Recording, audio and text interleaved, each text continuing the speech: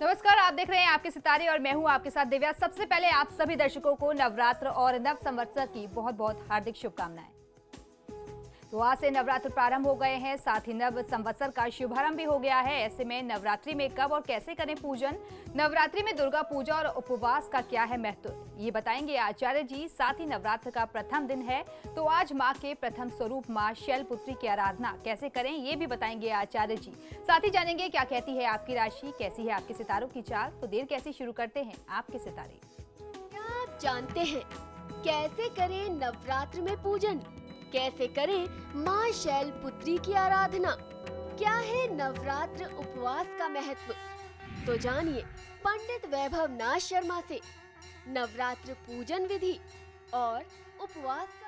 आपके सितारे में आप अपनी हर परेशानी का हल प्राप्त कर सकते हैं और अपने सवाल भी पूछ सकते हैं। स्टूडियो में साथ देने के लिए मौजूद हैं विश्वविख्यात ज्योतिषाचार्य और वास्तु शास्त्री पंडित वैभव नाथ शर्मा जी। आचार्य जी, आपका हार्दिक स्वागत है। जी नमस्कार और हिंदू नववर्ष की हार्दिक शुभकामना। तो यदि आप भी अपनी कुंडली के ग्रह नक्षत्रों से परेशान हैं या कार्य व्यापार परिवार की चिंता कर रही है आपको परेशान, तो आप भी हमें कॉल कर सकते हैं। हमारे नंबर्स लगातार आपकी टेलीविजन स्क्रीन पर फ्लैश किए जा रहे हैं। आप हमें हमारे टोल फ्री नंबर पर भी कॉल कर सकते हैं। आप हमसे सीधी बात कर सकते हैं। हमारा टोल फ्री नंबर है 18001026-303। आप इस नंबर पर मुफ्त में कॉल करें। इसके अलावा आप हमें हमारे लैंडलाइन नंबर्स 012046463332 और 012046463327 पर भी कॉल करके हमसे सीधी बात कर सकते हैं। तो चलिए कार्यक्रम की शुरुआत करते हैं और आचार्य जी से सबसे पहले जान लेते हैं आज का पंचांग। जी बिल्कुल, आज का पंचांग इस प्रकार है। विक्रम संवत 2071 हिंदू नववर्ष आज से आरंभ हो रहा है। ये विक्रम संवत 2071 आज से शुरू होता है। इसकी आप सभी को हार्दिक शुभकामनाएं। चैत्र मास है और चैत्र मास के शुक्ल पक्ष की आज प्रतिपदा तिथि है, यानी हिंदू नववर्ष का पहला दिन। सोमवार के दिन से ये दिन आरंभ होता है। नक्षत्र है रेवती, योग है इंद्र और करण है किंसुग्न। और आज से जो व्रत पर्व और त्योहार हम मना रहे हैं उसे हम चैत्र नवरात्रि के नाम से जानते हैं। नव संवत का स्वागत कर रहे हैं। हिंदू नववर्ष आरंभ हो रहा है। भारत के कुछ क्षेत्रों में इसी हिंदू नववर्ष को गुड़ी पड़वा के नाम से या युगादि के नाम से भी जाना जाता है। और चलिए अब बात करेंगे 12 राशियों की राशिफल की, जिसमें सबसे पहले बात करते हैं मेष राशि की। देखते हैं क्या कहते हैं आज के उनके सितारे। मेष राशि वाले जातक लोगों को आज की तिथि में धन के अतिव्यय से आपकी आर्थिक चिंताएं बढ़ सकती हैं। कार्य की अधिकता रहने वाली है। समय अनुकूल है। थोड़ी सी मेहनत से ही पूरा लाभ मिलने की उम्मीद आज के दिन में दिखाई देती है। निवेश करने से पहले पूरी तरीके से जांच पड़ताल कर लेना चाहिए, तब आपको कहीं इन्वेस्टमेंट करना चाहिए। आपको बहुत अच्छा फायदा मिलेगा। आज के दिनचर्या को शुभ बनाने के लिए देवी भगवती की पूजा आराधना करते हैं तो आपके लिए सर्वोत्तम होगा। आप किसी भी व्यक्ति को धोखा न दें। ओम अव्ययाय नमः मंत्र का 108 बार जाप कर लेना आपके लिए सर्वोत्तम रहने वाला है। और चलिए बढ़ते हैं आगे, जान लेते हैं कैसा रहेगा वृषभ राशि वाले जातकों के लिए उनका आज का दिन। वृषभ राशि वाले जातक लोगों के लिए आज अपने परिवार में स्वजनों से वाद विवाद की आशंका दिखाई देती है। नई नौकरी के लिए ऑफर मिलने की संभावना है, परंतु बहुत सोच समझ करके फैसला लेने की आवश्यकता है। हो सकता है ये नौकरी आपके लिए उतनी स्थायी ना हो जितनी आप अभी अपने वर्तमान कार्यक्षेत्र में नौकरी में स्थायित्व प्राप्त कर चुके हैं। आर्थिक लाभ होने की प्रबल संभावना दिखाई देती है आज के दिन में, तो लाभ की तरफ थोड़ा सा और आगे बढ़ना चाहिए। मेहनत में कमी मत करिए। ओम अव्ययाय नमः मंत्र का 108 बार जाप कर लेना आपके लिए भी सर्वोत्तम होगा। यात्रा करने से बचें। और अब बात कर लेते हैं मिथुन राशि की। देख लेते हैं क्या कहते हैं आज के उनके सितारे। मिथुन राशि वाले जातक लोगों को आज अपने जीवन साथी की भावनाओं को समझना चाहिए, उसके अनुरूप कार्य करना चाहिए।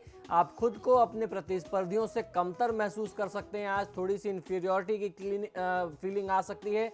मन में थोड़ी सी आपकी जो आत्मविश्वास है वो कम हो सकता है। ऐसे में आपको बहुत चिंता और परेशान होने की आवश्यकता नहीं है। थोड़ी सावधानी कई बार बहुत बड़ी समस्याओं को बचा सकती है, तो थोड़ा सा सावधान रहें। आज आप अपनी पुरानी प्रॉपर्टी बेच करके नई कोई संपत्ति, नई प्रॉपर्टी खरीदने के भी विचार बना सकते हैं। आज के दिन को शुभ बनाने के लिए ओम इक्षु चाप धृते नमः मंत्र का 108 बार जाप कर लेना आपके लिए सर्वोत्तम होगा। पार्टनर से वाद विवाद और झगड़ा नहीं बढ़ाना चाहिए आज। चलिए अब देख लेते हैं कर्क राशि वाले जातकों के सितारे आज क्या कह रहे हैं। कर्क राशि वाले जातक लोगों को आज दिनचर्या में वाहन आदि का सुख मिल सकता है। मान सम्मान में कमी का एहसास हो सकता है, कमी का भाव आ सकता है। आपके मित्र भी आज आपके पक्ष में खड़े रह करके आपकी मदद करते नजर आएंगे, आपकी सहायता को वो तत्पर रहेंगे। भाग्य का समर्थन आज आपको काफी हद तक मिलने की संभावना दिखाई देती है। आज के दिन को शुभ बनाने के लिए ओम उत्पल कराय नमः मंत्र का 108 बार जाप कर लेना आपके लिए सर्वोत्तम होगा। काले रंग के वस्त्रों का प्रयोग करने से आज की तिथि में आपको बचना चाहिए। चलिए आज देख लेते हैं सिंह राशि वाले अपने दिन को अच्छा व्यतीत करने के लिए आज क्या करें और क्या ना करें। सिंह राशि वाले जातक लोगों के लिए आज दिन की शुरुआत थोड़ी सी खराब हो सकती है, लेकिन जैसे जैसे समय बीतता जाएगा दिन में और स्थिति में सुधार आता जाएगा। मांगलिक उत्सवों में सम्मिलित होने के अवसर आज दिखाई देते हैं और आपको ये अवसर आज प्राप्त होने वाले हैं। ओम कांताय नमः मंत्र का 108 बार जाप कर लेना आपके लिए सर्वोत्तम है। मानसिक तनाव से बचना चाहिए। चलिए अब जान लेते हैं कन्या राशि वालों के सितारे आज क्या कह रहे हैं। कन्या राशि वाले जातक लोगों के लिए आज का दिन आपके लिए बहुत ही खास है, बहुत ही विशेष है। विरोधी पक्ष जो है वह शांत रहने वाले हैं। कार्यक्षेत्र में मान सम्मान बढ़ेगा। रिश्तों को अधिक मजबूती देने का यह समय है। आप परिवार के लिए कुछ समय अवश्य निकाल सकते हैं। ओम कली कलमश नाशनाय नमः मंत्र का 108 बार जाप कर लेना आपके लिए सर्वोत्तम होगा। आज बहुत ज्यादा लाभ कमाने के लिए या अपने फायदे के लिए झूठ का सहारा नहीं लेना चाहिए। और अब बढ़ते हैं अगली राशि की ओर, जान लेते हैं तुला राशि वालों के सितारे आज क्या कह रहे हैं। तुला राशि वाले जातक लोगों के लिए आज परिस्थितियां आपके पक्ष में बनती दिखाई देती हैं। सभी प्रकार के कार्य आपके सिद्ध होने वाले हैं। मानसिक दृढ़ता से निर्णय लेकर के काम करेंगे तो फायदा मिलेगा। व्यक्तिगत संबंधों में सुधार होगा। स्वास्थ्य के प्रति थोड़ा सचेत रहने की आवश्यकता है। संतान की असफलता से आपको आज कुछ निराशा हाथ लग सकती है। आज के दिन को शुभ बनाने के लिए ओम कालाय नमः मंत्र का 108 बार जाप कर लेना आपके लिए सर्वोत्तम है। अत्यधिक साहसी कार्य करने से बचना चाहिए, यानी रिस्क लेने से आज बचिए। और चलिए अब जान लेते हैं वृश्चिक राशि वाले जातकों की राशि आज क्या कह रही है। वृश्चिक राशि वाले जातक लोगों के लिए किसी नए कार्य के प्रारंभ की आज आप योजना बना सकते हैं अथवा कोई नया कार्य प्राप्त कर सकते हैं, आरंभ कर सकते हैं। आज दिन अच्छा बीतने वाला है, बशर्ते आप तनाव से दूर रहें। सेहत का खास ध्यान रखें। कोई बड़ी परेशानी भी आज अचानक आपके सामने आ सकती है, ऐसी संभावना बनती दिखाई देती है। किसी भी प्रकार के कष्ट और समस्या से बचने के लिए ओम कामिने नमः मंत्र का 108 बार जाप करेंगे तो देवी की कृपा से, महादेव की कृपा से हर प्रकार के कष्ट से आप दूर रहेंगे। आज आपको भी बहुत ज्यादा जोखिम वाला काम, रिस्क वाला काम करने से बचना चाहिए। और अब देख लेते हैं धनु राशि वाले जातकों की राशि आज क्या कह रही है और कैसी है उनके सितारों की चाल। धनु राशि वाले जातक लोगों को भी शुभ समाचारों की प्राप्ति होगी। आर्थिक स्थिति उत्तम रहने वाली है। वाहन का सुख मिलेगा। घर में सुख शांति का माहौल, वातावरण बना रहेगा। आपको कोशिश ये करना चाहिए कि व्यर्थ की बातों से आप दूर रहें। इस समय में खर्च बढ़ सकता है, लेकिन उसके बावजूद भी समय बहुत खुशनुमा रहने वाला है। परिवार का माहौल और वातावरण जो है वह बहुत शांत और बहुत अच्छा रहने वाला है। आज के दिन को शुभ बनाने के लिए ओम कुलादि भेतने नमः मंत्र का 108 बार जाप कर लेना आपके लिए सर्वोत्तम होगा। कटु वचन बोलने से आज आपको बचना चाहिए। चलिए बढ़ते हैं अगली राशि की ओर, देख लेते हैं मकर राशि वालों की राशि आज क्या कह रही है। मकर राशि वाले जातक लोगों को आज विद्यार्थी वर्ग का अध्ययन कार्य जो है वह बाधित हो सकता है। पढ़ाई में मन थोड़ा कम लगेगा। कार्य अधूरे रह सकते हैं। परिवार में तनाव की स्थिति रहने वाली है। मानसिक रूप से कुछ परेशानियां आपको घेरे रहेंगी। कुछ परेशानी आपको आ सकती है। जायदाद संबंधी यानी प्रॉपर्टी से रिलेटेड कोई फैसले अगर आज आप लेते हैं तो आपके लिए अहितकारी सिद्ध हो सकते हैं। तो आज कोई संपत्ति से जुड़ा हुआ निर्णय नहीं करना चाहिए। ओम कृतने नमः मंत्र का 108 बार जाप करेंगे तो फायदा मिलेगा। आज की तिथि में संपत्ति या उसके अलावा अन्यत्र कहीं निवेश की योजना हो तो उससे भी बचना चाहिए। और अब देख लेते हैं कुंभ राशि वालों की राशि आज क्या कह रही है और कैसा है उनका आज का राशि फल। कुंभ राशि वाले जातक लोगों के लिए विद्यार्थी वर्ग की रुचि पठन पाठन में बहुत ज्यादा बढ़ेगी। प्रतियोगिता में, शिक्षा प्रतियोगिता के क्षेत्र में बहुत अच्छी सफलता मिल सकती है, यानी कॉम्पिटिटिव एग्जाम्स में बच्चों को फायदा मिलेगा। बच्चों समेत परिवार में पूरे परिवार का सहयोग आज आपको मिलने वाला है। परिवार के लोगों के साथ आज आप कहीं घूमने फिरने जा सकते हैं। किसी धार्मिक स्थान पर दर्शन पूजा पाठ का कार्यक्रम आज बना सकते हैं। आज के दिन को शुभ बनाने के लिए ओम कैवल्य सुखदाय नमः मंत्र का 108 बार जाप करेंगे तो बहुत अच्छा फायदा मिल सकता है। आज आपको करना यह है कि अपने मन की बात, अपने दिल की बात हर किसी व्यक्ति के सामने उजागर ना करें। जो व्यक्ति बहुत ज़्यादा आपके भावनात्मक तौर पर करीब हो, उससे ही अपने मन की स्थिति कहनी चाहिए। और अब बारी है आखिरी राशि की, देख लेते हैं मीन राशि वाले जातकों के सितारे आज क्या कह रहे हैं और कैसी है उनके सितारों की चाल आज की। मीन राशि वाले जातक लोगों के लिए आज आपको भवन, भूमि आदि इत्यादि का बहुत अच्छा सुख मिल सकता है। आज सामाजिक कार्यों में आप व्यस्त रहने वाले हैं। व्यक्तिगत संबंध मधुर होंगे। स्वास्थ्य के प्रति थोड़ा सा सचेत रहने की आवश्यकता है। आज आपकी सफलता जो है वो आपके प्रयासों, आपकी कोशिशों पर निर्भर रहने वाली है, तो आपको प्रयास खूब करने चाहिए। ओम गणेश्वराय नमः मंत्र का 108 बार जाप करेंगे तो फायदा मिलेगा। आज की तिथि में यात्रा करने से बचें तो आपके लिए ज्यादा उत्तम है। तो ये तो था 12 राशियों का राशिफल, लेकिन फिलहाल वक्त तो चला एक छोटे से ब्रेक का। ब्रेक के बाद जानेंगे आज का महा उपाय।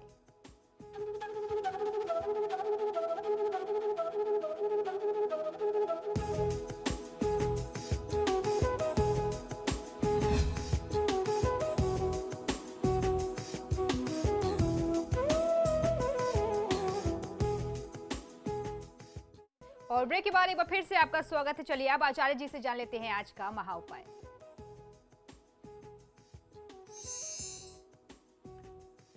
जी बिल्कुल, आज की तिथि में मैं आपको बताने वाला हूं कि नवरात्रि में कब और कैसे पूजन करना चाहिए। नवरात्रि में दुर्गा पूजा और उपवास का महत्व क्या है, ये भी जान लेना हर एक दर्शक के लिए बहुत ज्यादा आवश्यक है।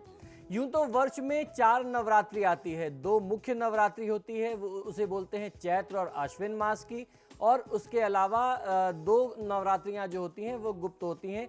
इनमें भी चैत्र नवरात्रि की अपनी विशिष्टता जो है वो बहुत ज़्यादा होती है। इसकी विशिष्टता के कारण ही इस अवधि में सूक्ष्म वातावरण में दिव्य हलचलों का होना ही है, यही इसकी बहुत ज़्यादा विशेषता है।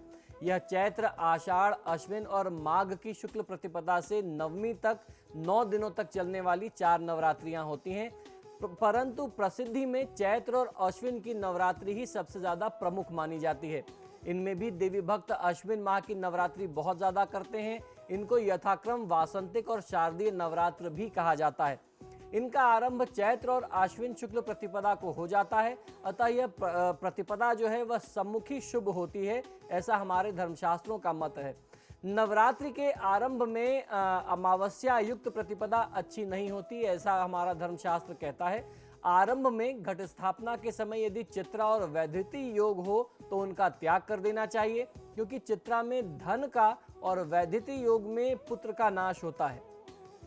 घट स्थापना का समय प्रातःकाल ही सबसे श्रेष्ठ होता है, अतः उस दिन चित्रा या वैधृति यदि यात्री तक रहे तो, या फिर वैधृति इत्यादि जो योग हैं, इनके 3 अंश को त्याग करके चौथे अंश में आप अगर मध्याह्न में, दोपहर के समय में अभिजित मुहूर्त जिसे कहते हैं 11:30 से 12:30 बजे के बीच का समय जो होता है दिन का, वो सबसे ज़्यादा विशेष शुभ माना जाता है कलश स्थापना के लिए। तो आज भी आपको कलश स्थापना के लिए 11:30 का समय मिल रहा है, आप उस समय कलश स्थापना कर सकते हैं, ये सबसे शुभ होता है।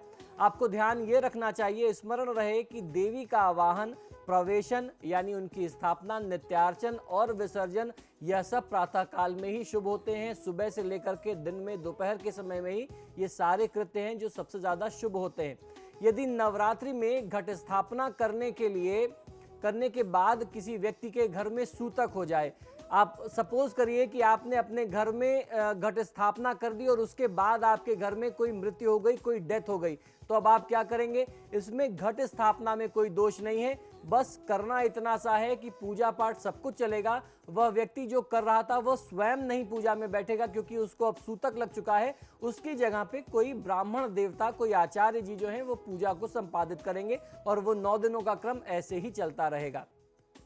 नवरात्रि में किए जाने वाले प्रयोग कौन कौन से होते हैं, आइए ये भी जान लेते हैं। नवरात्रि में किए जाने वाले प्रयोग हैं, प्रयोग को प्रारंभ करने से पहले किसी भी व्यक्ति को सुगंध युक्त तेल से मंगल स्नान करके नित्यकर्म करना चाहिए। और स्थिर शांति के साथ पवित्र स्थान में शुभ मृत्तिका की वेदी बनाएं, यानी शुभ मिट्टी की आपको वेदी बनानी है। अपने पूजा स्थान में जहां पे आपको कलश स्थापना करनी है, उसमें जौ और गेहूं के दाने दोनों को मिला करके आपको बोना चाहिए। जौ बोते हैं जिसे जरई भी बहुत सारे लोग आम बोलचाल की भाषा में कहते हैं उत्तर भारत में। वहीं सोने, चांदी, तांबे या मिट्टी के पात्र में कलश को यथाविधि आपको स्थापन करना है और इनको स्थापित करने के बाद गणेश आदि का पूजन करना है, पुण्याहन करना है और पुण्यावाचन करने के बाद देवी या देव के समीप शुभासन पर पूर्व या उत्तर दिशा की ओर बैठ करके मम महामाया भगवती वा मायाधिपति भगवत प्रीतये आयुर्बल वित्त रोगादि समाद समयादि प्राप्तये वा नवरात्रि व्रत महम करिष्ये, इसका उच्चारण करके, इसका वाचन करके आपको नवरात्रि के व्रत का संकल्प लेना चाहिए।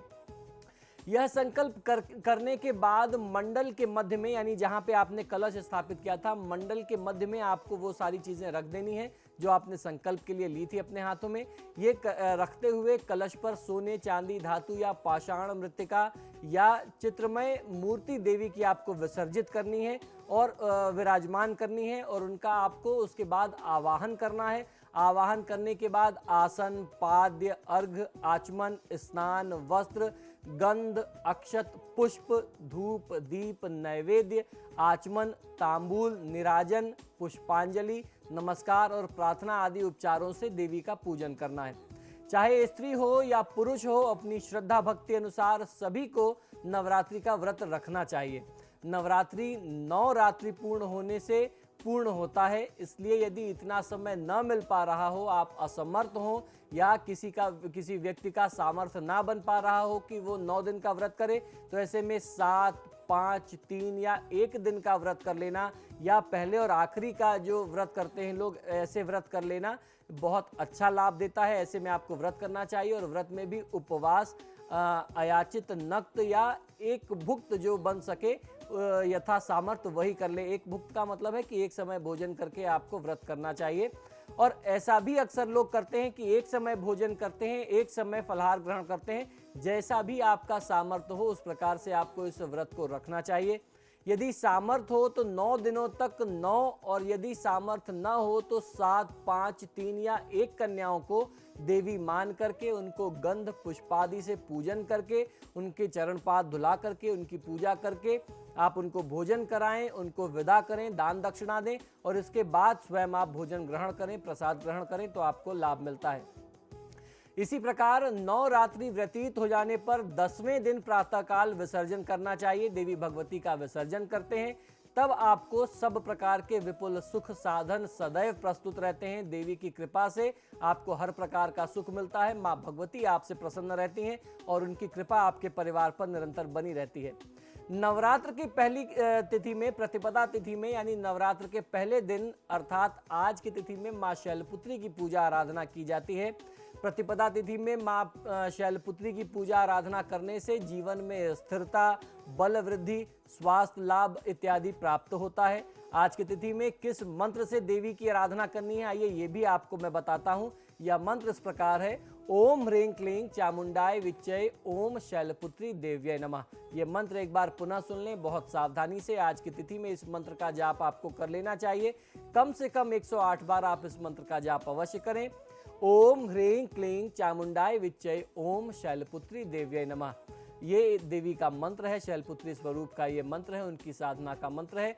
आज के स्वरूप को जो आपको विशेष भोग अर्पित करना है, यूं तो आप अपनी तरफ से जो कुछ भी आपसे उपलब्ध हो जाए आपके सामर्थ्य अनुसार आप देवी भगवती को अर्पित कर सकते हैं, फल फूल इत्यादि।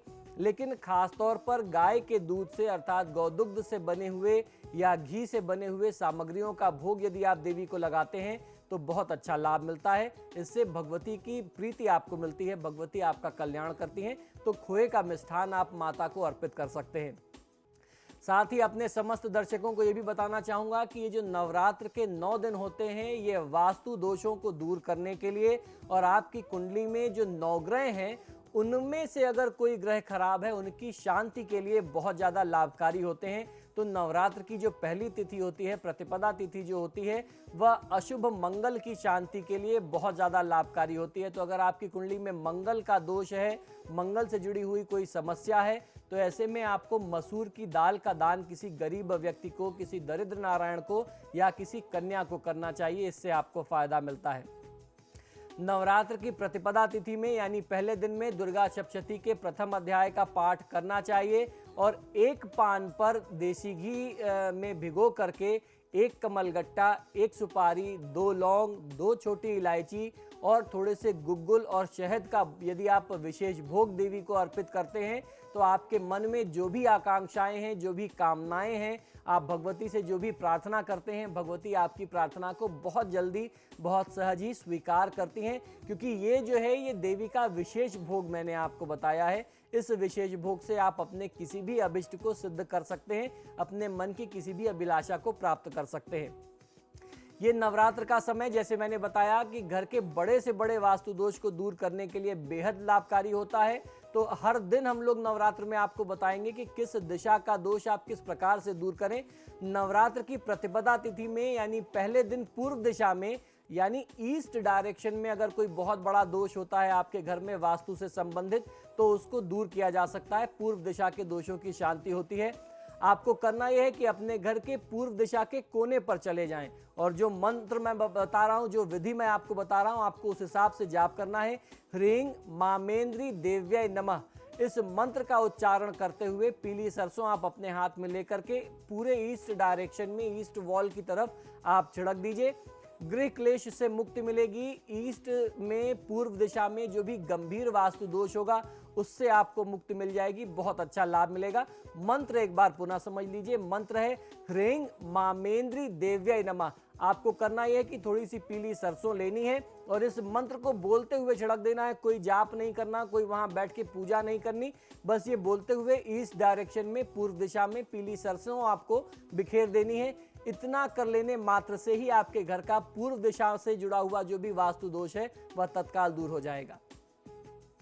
तो हमारे आज के कार्यक्रम में फिलहाल इतना ही। दर्शकों, एक बार फिर से आप सभी को नव संवत्सर और साथ ही साथ नवरात्र की बहुत बहुत बधाई। पंडित जी, आपका भी बहुत बहुत शुक्रिया हमें स्टूडियो में आने के लिए। धन्यवाद। तो आपके सितारे में फिलहाल इतना ही, लेकिन खबरों के लिए देखते रहिए समाचार प्लस। नमस्कार।